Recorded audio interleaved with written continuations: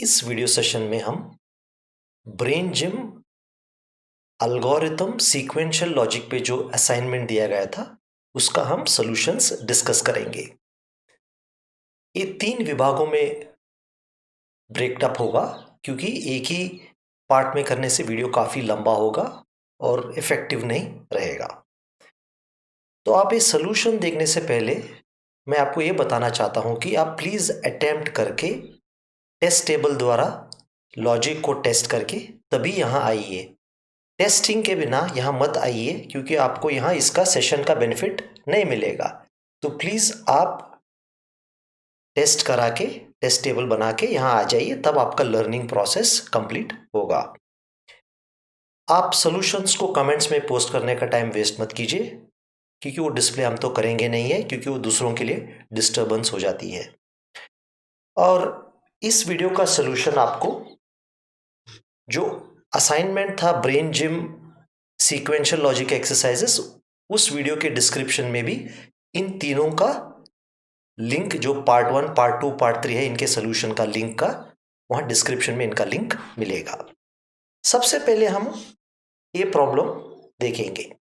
इस प्रॉब्लम में हमें क्या दिया गया है? हमें एरिया ऑफ रेक्टेंगल और ब्रेथ दिया गया है। हमें उस रेक्टेंगल का लेंथ कैलकुलेट करना है।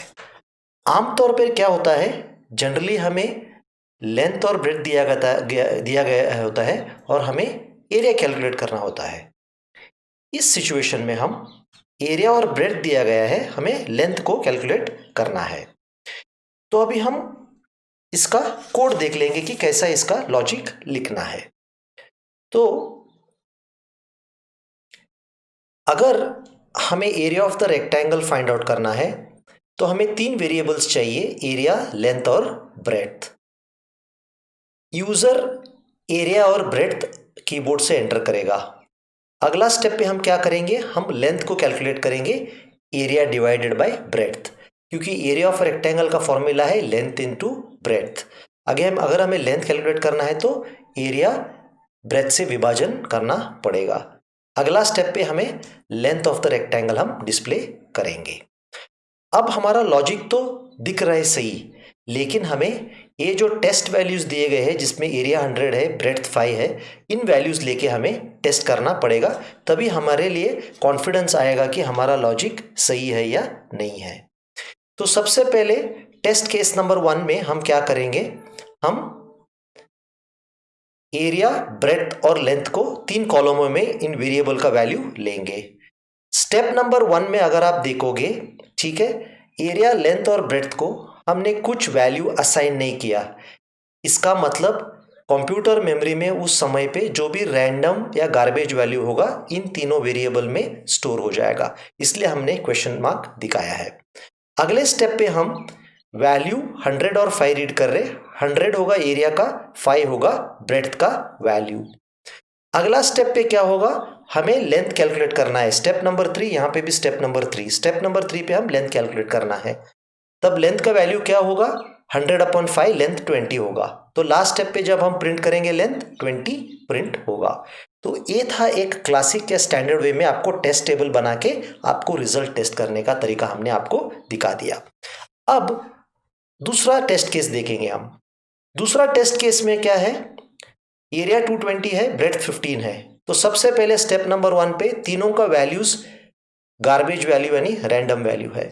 स्टेप नंबर 2 पे हमने क्या कर दिया, एरिया का वैल्यू 200, ब्रेथ का वैल्यू हमने 15 यूजर से एक्सेप्ट कर लिया।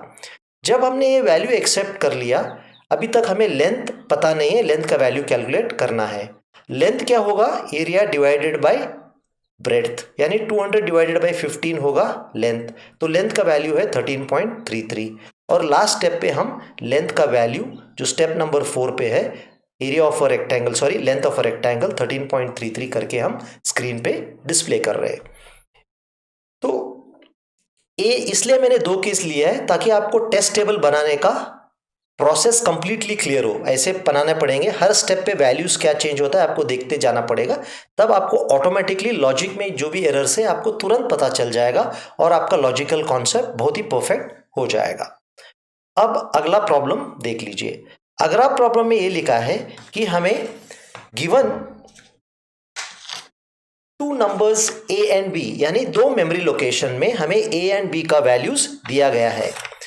उन दो वैल्यू लेके हमें क्या करना है, हम उन वैल्यू देके हमें सम और प्रोडक्ट उन दो नंबरों का कैलकुलेट करना है। यानी write algorithm to calculate the sum, यानी दो नंबरों को जोड़ना, और product of two numbers represented in the memory by two variables A and B. A and B variables इसलिए है क्योंकि हर बार यूजर नए नए वैल्यूज एंटर कर सकते हैं।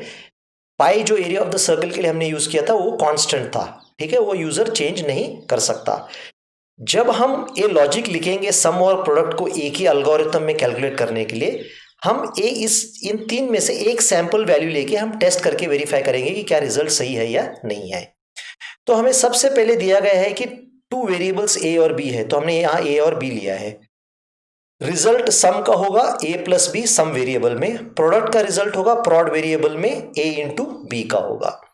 अगर हमें सम और प्रोडक्ट कैलकुलेट करना है, हमें कीबोर्ड से a और b की वैल्यू रीड करना है। तो सबसे पहले हम a और b का वैल्यू रीड करेंगे। अगला स्टेप पे हम क्या कर रहे हैं, स्टेप नंबर 3 पे sum is assigned a plus B, यानी a प्लस बी जोड़ के जो भी रिजल्ट होगा वो सम में चला जाएगा। स्टेप नंबर 4 पे क्या होगा, प्रोडक्ट a इंटू बी, इसका रिजल्ट जो है प्रोडक्ट में चला जाएगा।